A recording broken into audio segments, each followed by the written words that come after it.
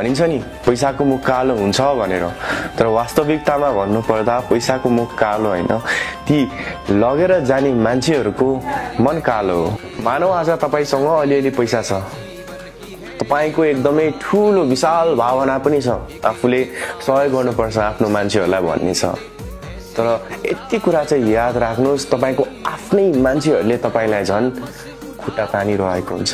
तपाईको दुःखमा तपाईलाई मलम लाउनु त कता हो कता भएर पनि तपाईलाई हेर्दैन। अनि भन्ने चिज बडो अचम्मको हुन्छ। जबसम्म तपाईसँग पैसा छ त्यो तपाईको पैसा हुन्छ, जब कसैलाई तपाईले ऋण भनेर दिनुहुन्छ तब त्यो पैसा तपाईको हुँदैन, त्यो पैसा अरु कसैको हुन्छ। तपाईले माग्नुस्, कराउनुस्, जति जे भन्नुस्, त्यो मान्छेहरूले तपाईलाई फिर्ता देला भन्ने आशा अलिकति पनि नराख्नुस्। स्वयं तपाई आफैलाई पैसाको आवश्यक पर्ने बेला तपाईले ब्याजमा लिनु पर्ने हुन्छ, तर तपाईको पैसा लगेर गएको मान्छेहरूले ब्याज त के तपाईको साउ पनि दिँदैन।